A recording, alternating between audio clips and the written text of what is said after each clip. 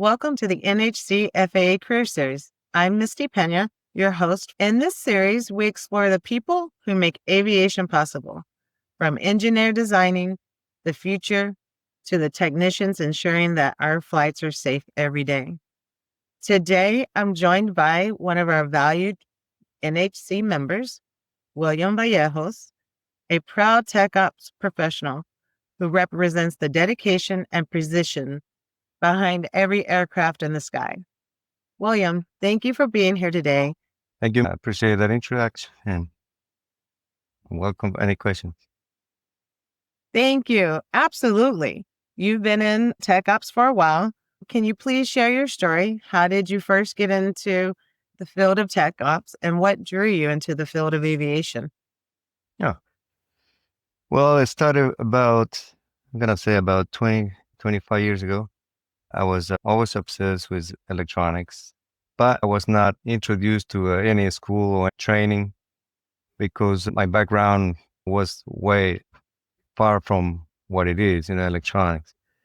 So once I came to Houston, I did some volunteering on an electronic shop. It used to be like audio and video electronic shop. And I learned in about a year or so, I learned most of the principles. Then I went into the Army as an electronic tech on Apache helicopters. So actually an electrician on Apache helicopter. And once I got out of the Army, looking for work, in different places, I ended up with Lockheed Martin as a electronic tech on the helicopter. Then I was picked up by Raytheon and then L3. And finally, I decided to, maybe I can go to the FAA and be an aviation inspector. And that was my original thought. And I was called by technical operations, which I told them that I was familiar with electronics, but no, with an aviation background. So I thought it was a good idea just to come in as any tech and then move on to aviation safety, which never happened. So I ended up in technical operations in the RCC, the Air Traffic Control Center here in Houston. I'm in the environmental unit. Our main job is power systems. And that's how I landed over here 20 years ago. Wow. Well, first and foremost, thank you for your service to our country. And that truly is such an amazing, inspiring route to the path where you are today. Tech ops is the backbone of safety, and we rely on it every day in aviation. So as a tech ops employee, how would you describe a typical day and what memorable project stands out for you over the span of your career? That's a great question. One of the things that I learned when I came over here was defining the roles, right? And who was I? And I was an ATSS, which is, Airway Transportation System Specialist. And there are several bands, right? You got the lower band all the way to H. I'm a system specialist. So many people do not know or do not understand the centers and what we do at the centers on the background. So in my case, which is environmental, our main goal is to provide continuous power to critical loads. And then the question comes, what's critical loads? Well, all the communication to the airplanes, the data that goes to the airplane, the flight path, radar systems and everything comes to the center. And in environmental, we power up all those systems and we call them critical systems. So that's our number one job. So in reality, when I came here, I wanted to see my role in the aviation safety. It's an immense role. We have 1,500 pieces of equipment that we have to maintain in optimal conditions for us to provide that 24/7, 365 days a year, equipment that cannot fail. So that's our main job here at the center. We also have a major system that we provide had to be in place in order for us to maintain safe equipment like standby equipment, which we had to act immediately in case of a failure or a hurricane or freeze or something like that.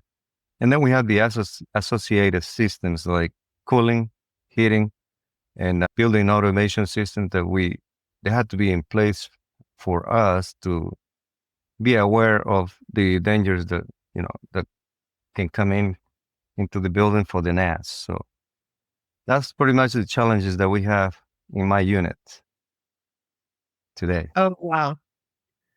It sounds like that takes a lot of teamwork and consistency and dedication to aviation, which is something we admire across the NHC. And just for our listeners, William referenced the NAS. That would be our national airspace that we travel through every day. And individuals such as Williams helps ensure the safety of the traveling public. So, what would you say is the biggest challenges in your role, and how do you, as a team or yourself, handle them? Great. As a system specialist, I'm the principal tech in environmental. I deal with a lot of equipment, and I'm probably the last line of defense here at the center before we go to engineering and other entities that help us with the troubleshooting equipment and failure. So I oversee, like I mentioned before, a lot of pieces of equipment here, and we are 13 techs that I had to keep the communication and parts and everything in place for us to run the facility. I get called at any time. I mean, 24/7. I work 24/7 basically, but any I had to be here 2 or 3 in the morning. Now, the most scary one is when you daily face an ATC zero condition. So an ATC zero is the whole center goes down. And so we have, just imagine that Houston goes down. So in reality, what's going down is all the way from Pensacola, Florida to El Paso, Texas, the Gulf of Mexico. If we lose power or if we lose communication, if we lose anything. So what I try to tell my fellow techs, we're very important because without power, there's no communication, there's no data for the navigation system. So it is very important that we maintain our certifications online, all the equipment online in a close to perfect condition. We cannot afford any equipment that it can put the flying public in danger, pretty much. Yeah. That is interesting to hear from your perspective.